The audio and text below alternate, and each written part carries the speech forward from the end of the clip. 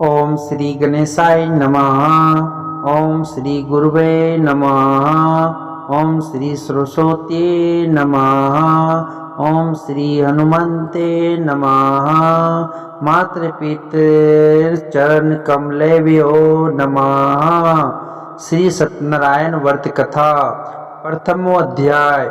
एक समय नैमिषारण्य तीर्थ में शौनक आदि सभी ऋषियों तथा मुनियों ने पुराण शास्त्र के वेता श्री सुत जी महाराज से पूछा, महामुने 21 व्रत अथवा तपस्या से मनोवांछित फल प्राप्त होता है, उसे हम सब सुनना चाहते हैं। श्री सुत जी बोले, इसी प्रकार देवीसी नारद जी के द्वारा भी पूछे जाने पर भगवान श्री कमला पति जी ने उनसे जैसा कहा था उसे कह रहा हूँ, आप लोग सावधान होकर सुने।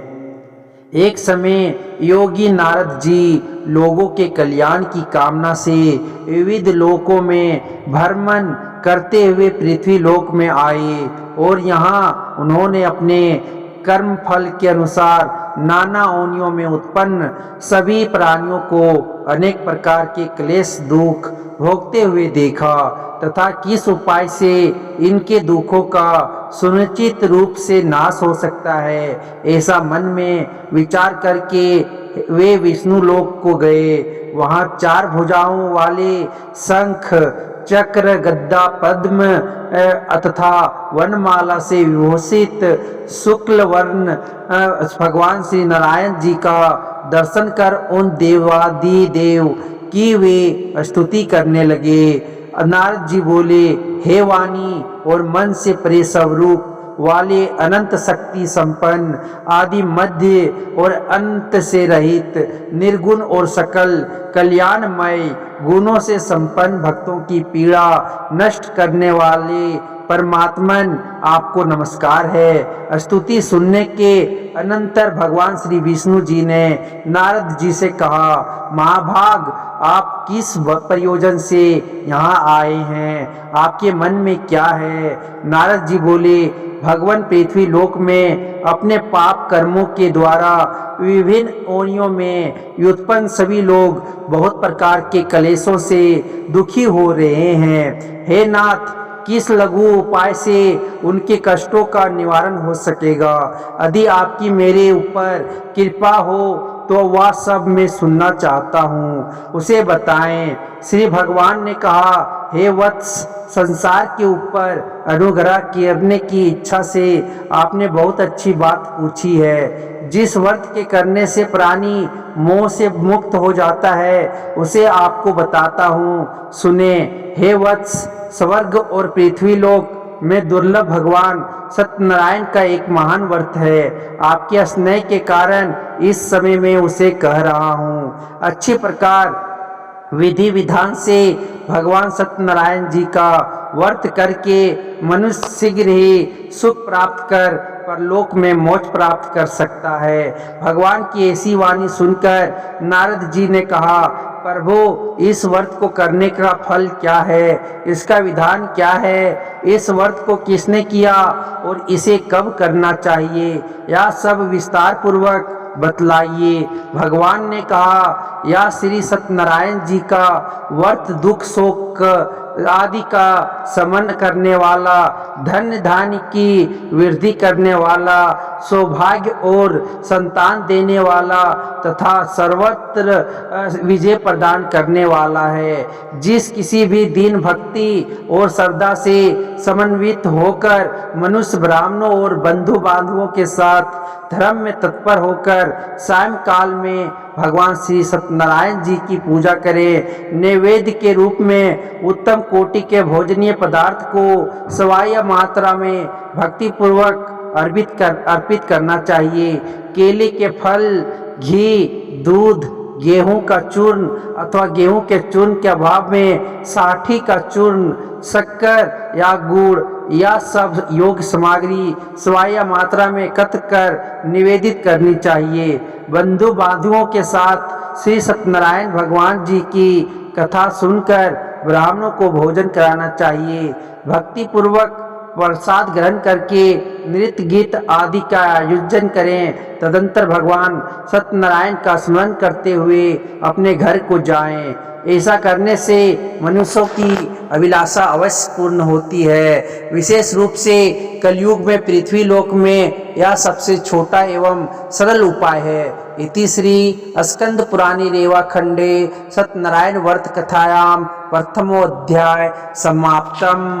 द्वितीय अध्याय। श्री सूत जी ने कहा, हे ऋषियों, जिन्होंने पहले समय में इस व्रत को किया है उनका इतिहास कहता हूँ, आप सब ध्यान से सुने। सुंदर काशीपुरी नगरी में एक अत्यंत निर्धन ब्राह्मण रहता था। वह ब्राह्मण भूख और प्यास से बेचैन होकर पृथ्वी पर घूमता रहता था। ब्राह्मणों से प्रेम करने वाले श्री विष्णु भगवान जी ने ब्राह्मण को देखकर एक दिन बूढ़े ब्राह्मण का रूप धारण कर ब्राह्मण के पास जाकर आदर के साथ पूछा, हे विप्रदेव, तुम नित्य ही दुखी होकर पृथ्वी पर क्यों घूमते हो? तब उस ब्राह्मण ने कहा, मैं भिक्षा के लिए पृथ्वी पर फिरता हूँ। हे भगवान, यदि आप इससे छुटकारा पाने का कोई उपाय जानते हो तो कृपया कर मुझे बताएं। वृद्ध ब्राह्मण का रूप धारण किए श्री विष्णु जी ने कहा, हे ब्राह्मण, श्री सत्यनारायण भगवान मन वांछित फल देने वाले हैं, इसलिए तुम उनका पूजन करो। इससे मनुष्य सब दुखों से मुक्त हो जाता है। ब्राह्मण को व्रत का सारा विधान बताकर बूढ़े ब्राह्मण का रूप धारण करने वाले श्री भगवान जी अंतर ध्यान हो गए। जिस व्रत को वृद्ध ब्राह्मण ने बताया है मैं उसको अवश्य करूँगा, या नीचे कर वह ब्राह्मण घर चला गया। अगले दिन वह जल्दी उठा और श्री सत्यनारायण जी का व्रत करने का निश्चय कर भिक्षा मांगने के लिए चल दिया। उस दिन उसको भिक्षा में बहुत धन मिला, जिससे उसने पूजा का सामान खरीदा और घर आकर अपने बंधु बांधवों के साथ श्री सत्यनारायण जी का व्रत किया। इसके करने से वह ब्राह्मण सब सुख दुखों से छुटकर अनेक प्रकार की सुख संपत्तियों से युक्त हुआ। तभी से वह विरप हर मास व्रत करने लगा। इसी प्रकार सत्यनारायण जी के व्रत को जो शास्त्र विधि के अनुसार करेगा वह सब पापों से छुटकर मोक्ष को प्राप्त होगा। आगे भी जो मनुष्य पृथ्वी पर श्री सत्यनारायण जी का व्रत करेगा वह सब दुखों से छूट जाएगा। इस तरह नारद जी से सत्यनारायण भगवान का कहा हुआ व्रत मैंने आपसे कहा। तब ऋषियों ने कहा, हे मुनीश्वर, संसार में इस विरप से सुनकर किस किस ने इस व्रत को किया, यह हम सब सुनना चाहते हैं। श्री सूत जी ने कहा, हे मुनियों, जिस जिस प्राणी ने इस व्रत को किया है उन सब की कथा सुनो। एक समय वह ब्राह्मण धन और ऐश्वर्य के अनुसार बंधु बांधवों के साथ व्रत पूजन कर रहा था कि उसी समय एक लकड़हारा आया। उसने लकड़ियां बाहर रख दी और विरप के घर में चला गया। प्यास से व्याकुल लकड़हारे ने विरप को व्रत करते देखा। वह प्यास को भूल गया। उसने उस विरप को नमस्कार किया और पूछा, हे विरप, आप यहाँ किसका पूजन कर रहे हैं? इस व्रत से क्या फल मिलता है? कृपया करके मुझे बताएं। ब्राह्मण ने कहा, सब मनोकामनाओं को पूरा करने वाला या श्री सत्यनारायण जी का व्रत है। इनकी ही कृपा से मेरे यहाँ धन धान्य की आदि की वृद्धि हुई है। विरप से इस व्रत के बारे में जानकर वह लकड़हारा बहुत प्रसन्न हुआ, खुश हुआ। भगवान का चरणामृत ले और भोजन करने के बाद वह अपने घर को चला गया। अगले दिन लकड़हारे ने अपने मन में संकल्प किया कि आज ग्राम में लकड़ी बेचने से जो धन मिलेगा उसी से भगवान सत्यनारायण जी का उत्तम व्रत करूंगा।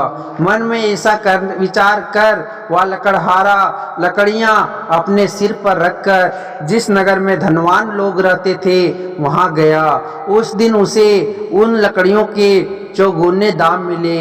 वह बूढ़ा लकड़हारा अति खुश होकर पक्के केले, शक्कर, शहद, घी, दूध, दही और गेहूं का चूर्ण इत्यादि श्री सत्यनारायण भगवान के व्रत की सभी सामग्री लेकर अपने घर आ गया। फिर उसने अपने बंधु बांधवों को बुलाकर विधि विधान के साथ भगवान का पूजा और व्रत किया। उस व्रत के प्रभाव से वह बूढ़ा लकड़हारा धन पुत्र आदि से युक्त हुआ और संसार के समस्त सुख भोग कर वैकुंठ को चला गया। इति श्री स्कंद पुराणे रेवाखंडे सत्यनारायण व्रत कथायाम द्वितीयोध्याय समाप्तम। तृतीय अध्याय। श्री सूत जी ने कहा, हे श्रेष्ठ मुनियों, अब एक और कथा कहता हूँ। पूर्व काल में उल्का मुख नाम का एक बुद्धिमान राजा था। वह सत्य वक्ता और जितेंद्रिय था। प्रतिदिन देवस्थानों पर जाता तथा गरीबों को धन देकर उनके कष्ट दूर करता था। उसकी पत्नी सुंदर और सती साध्वी थी। भर्दशिला नदी के तट पर उन दोनों ने श्री सत्यनारायण भगवान जी का व्रत किया। साधु नामक एक वैश्य राजा को व्रत करते देख उनसे पूछने लगा, हे राजन, भक्ति युक्त चित्त से या आप क्या कर रहे हैं? मेरी सुनने की इच्छा है। तब महाराज उल्का मुख ने कहा, हे साधु वैश्य, मैं अपने बंधु बांधवों के साथ संतान की प्राप्ति के लिए महाशक्तिमान सत्यनारायण भगवान जी का व्रत और पूजन कर रहा हूँ। उसने कहा, हे राजन, मुझे भी इसका सब विधान बताइए। मैं भी आपकी कथानुसार इस व्रत को करूँगा। मुझे कोई संतान नहीं है। विश्वास है कि इससे नीचे ही मेरे यहाँ भी संतान होगी। राजा से ये सब विधान सुन व्यापार से निवृत्त हो वह वैश्य खुशी खुशी अपने घर आया। वैश्य ने अपनी पत्नी लीलावती से संतान देने वाले उस व्रत का समाचार सुनाया और प्रण किया कि जब हमारे यहाँ संतान होगी तब मैं इस व्रत को करूँगा। एक दिन उसकी पत्नी लीलावती संसारिक धर्म में प्रवृत्त होकर गर्भवती हो गई। उसने एक सुंदर कन्या को जन्म दिया। कन्या का नाम कलावती रखा गया। इसके बाद लीलावती ने अपने पति को स्मरण दिलाया कि आपने जो भगवान का व्रत करने का संकल्प किया था, अब आप उसे पूरा कीजिए। साधु वैश्य ने कहा, हे प्रिय, मैं कन्या के विवाह पर इस व्रत को करूँगा। इस प्रकार अपनी पत्नी को आश्वासन दे वह व्यापार करने चला गया। काफी दिनों बाद वह लौटा तो उसने नगर में सखियों के साथ अपनी पुत्री को खेलते देखा। वैश्य ने तत्काल कलावती के लिए कोई सुयोग्य वर की तलाश की। कंचन नगर के एक सुयोग्य वणिक पुत्र से अपने बंधु बांधवों सहित प्रसन्न चित्त होकर अपनी पुत्री का विवाह उसके साथ कर दिया। वैश्य विवाह के समय भी सत्यनारायण भगवान का व्रत करना भूल गया। इस पर श्री सत्यनारायण भगवान की लीला हुई। अपने कार्य में कुशल साधु नामक वैश्य अपने जमात सहित नाव को लेकर व्यापार करने के लिए समुद्र के समीप स्थित रतनसारपुर नगर में गया। दोनों ससुर जमाई राजा चंद्रकेतु के नगर में व्यापार करने लगे। एक दिन भगवान सत्यनारायण जी की माया से प्रेरित एक चोर राजा का धन चुराकर भागा जा रहा था। राजा के दूतों को अपने पीछे आते देखकर चोर ने घबराकर राजा के धन को उनकी नाव में रखकर भाग गया जहां ससुर जमाई थे। जब राजा के धन को उनकी नाव में रखा देखा तो पकड़कर राजा के समीप ले जाकर बोले, हम ये दो चोर पकड़कर लाए हैं, आप आज्ञा दे। राजा ने कारागार में डालने की आज्ञा दे दी। इस प्रकार राजा की आज्ञा से उनको कठिन कारावास में डाला दिया गया तथा उनका धन भी ले लिया। सत्यनारायण भगवान की लीला के अनुसार साधु वैश्य की पत्नी लीलावती और पुत्री कलावती भी घर पर बहुत दुखी हुई। उनके घर में रखा धन चोर ले गए। एक दिन शारीरिक और मानसिक पीड़ा तथा भूख प्यास से अति दुखित को भोजन की चिंता में कलावती एक ब्राह्मण के घर गई। उसने श्री सत्यनारायण भगवान का व्रत होते देखा। उसने कथा सुनी तथा प्रसाद ग्रहण कर रात को घर आई। माता ने कलावती से पूछा, हे पुत्री, तू अब तक कहाँ रही है और तेरे मन में क्या है? कलावती बोली, हे माता, मैंने श्री सत्यनारायण भगवान का व्रत होती देखा है। तब कलावती के वचन सुनकर लीलावती ने सत्यनारायण भगवान जी के पूजन की तैयारी की। उसने परिवार और बंधुओं सहित श्री सत्यनारायण भगवान जी का पूजन और व्रत किया और वर मांगा कि मेरे पति और दामाद शीघ्र ही घर लौट आए। साथ ही प्रार्थना की कि हम सबका अपराध क्षमा करो। इस सत्यनारायण भगवान जी इस व्रत से संतुष्ट हो गए। उन्होंने राजा चंद्रकेतु को स्वप्न में दर्शन देकर कहा, हे राजन, जिन दोनों वेश्यों को तुमने बंदी बना रखा है वे निर्दोष है, उन्हें प्रातः ही छोड़ देना। राजा से वचन कहकर भगवान अंतर्ध्यान हो गए। प्रातः काल राजा चंद्रकेतु ने सभा में सबको अपना स्वप्न सुनाया और सैनिकों को आज्ञा दी कि दोनों वणिक पुत्रों को कैद से मुक्त कर सभा में लाया जाए। दोनों ने आते ही राजा को प्रणाम किया। राजा ने उनसे कहा, हे महानुभावों, तुम्हें भावी वर्ष ऐसा कठिन दुख प्राप्त हुआ है, अब तुम्हें कोई भय नहीं है, तुम मुक्त हो। ऐसा कहकर राजा ने उनको नए नए वस्त्र भूषण दिए और उनका जितना धन लिया था उससे दूना लौटाकर आदर से विदा किया। दोनों वैश्य अपने घर को चल दिए। इति श्री स्कंद पुराणे रेवा खंडे सत्यनारायण व्रत कथायाम तीर्थोध्याय समाप्तम। चतुर्थ अध्याय। श्री सूत जी ने कहा, वेश्य और उसके जमाई ने मंगलाचार करके यात्रा आरंभ की और अपने नगर की ओर चल पड़े।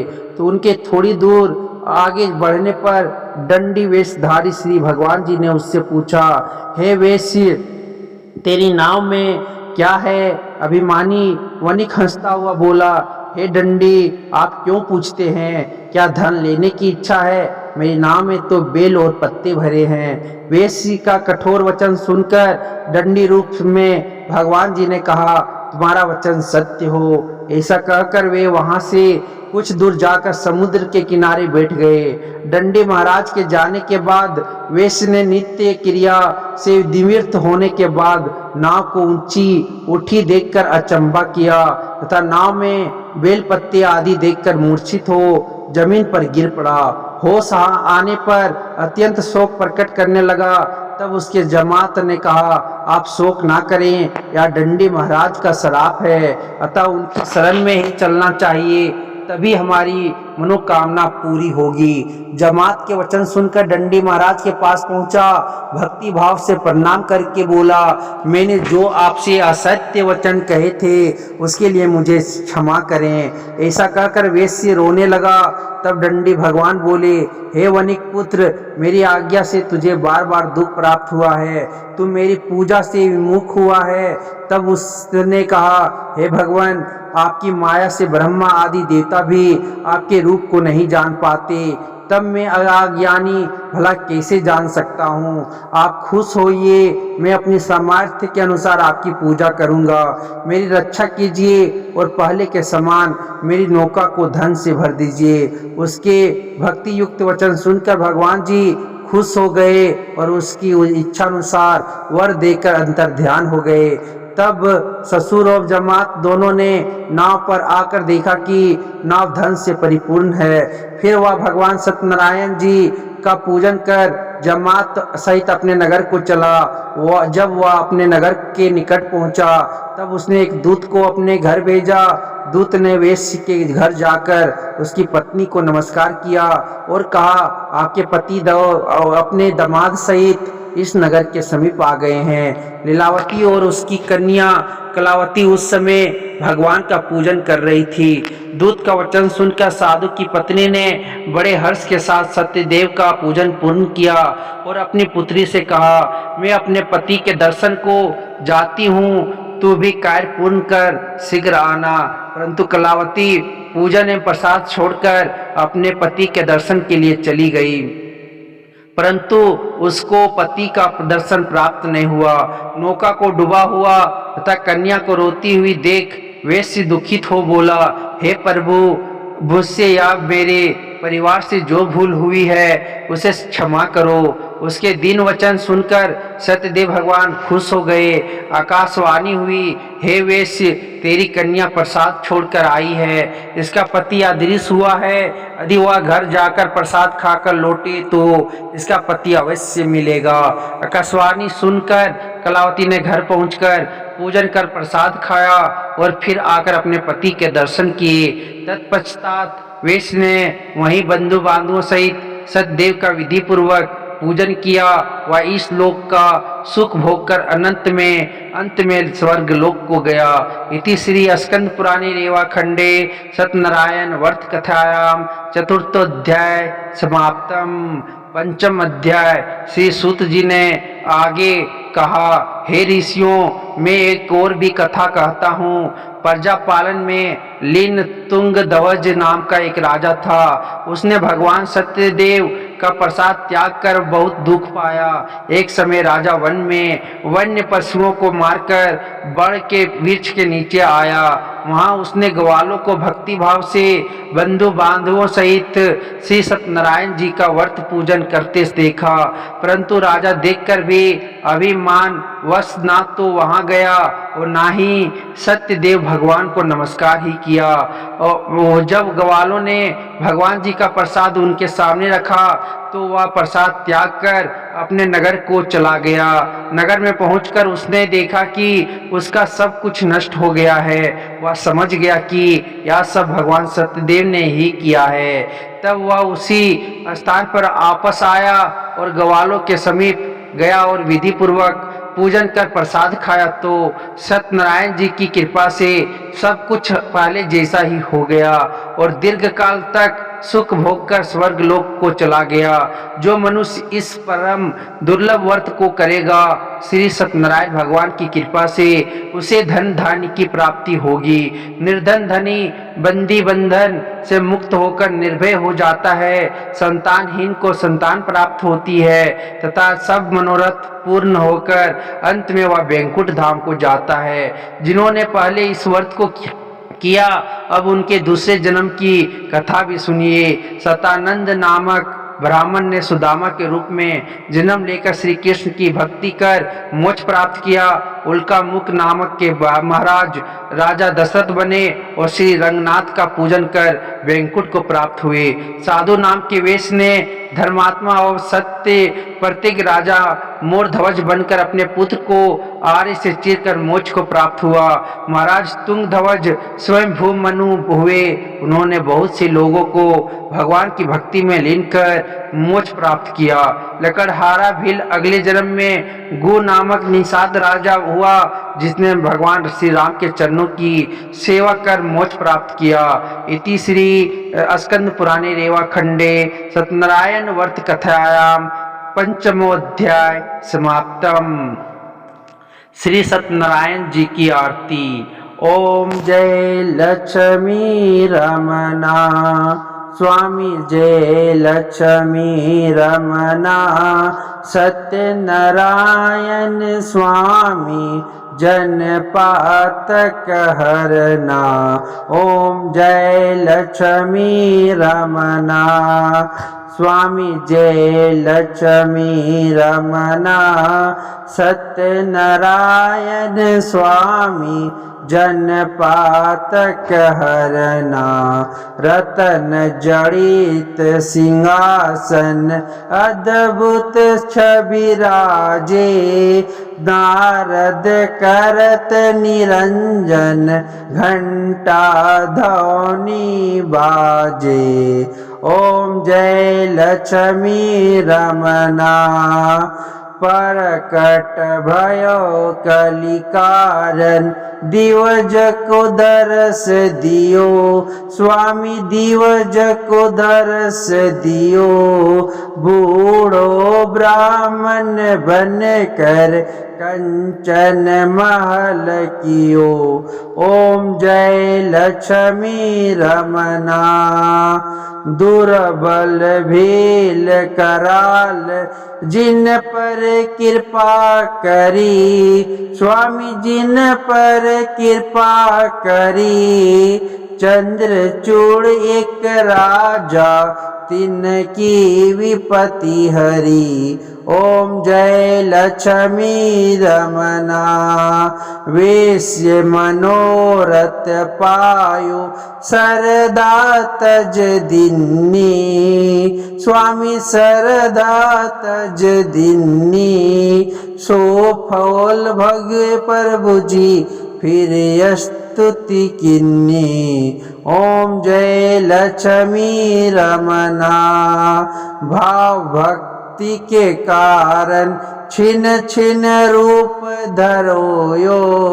स्वामी छिन छिन रूप धरो यो सरदा धारण किन्हीं तिनके काज सरोए। ओम जय लक्ष्मी रमना ग्वाल बाल संग राजा वन में भक्ति करी। स्वामी वन में भक्ति करी मन वांछित फल दिन्यो दिन दयाल हरि। ओम जय लक्ष्मी रमना चढ़त प्रसाद सवायो कदली फल मेवा। स्वामी कदली फल मेवा धूप दीप तुलसी से राजी सत्य देवा। ओम जय लक्ष्मी रमना श्री सत्य नारायण जी की आरती जो कोई नर गावे। स्वामी जो कोई नर गावे कहत शिवानंद स्वामी मन वांछित फल पावे। ओम जय लक्ष्मी रमना स्वामी जय लक्ष्मी रमना सत्यनारायण स्वामी जनपात कहरना। ओम जय लक्ष्मी रमना स्वामी जय लक्ष्मी रमना सत्यनारायण स्वामी जनपात कहरना। सत्यनारायण भगवान की जय, पूर्णमासी की जय।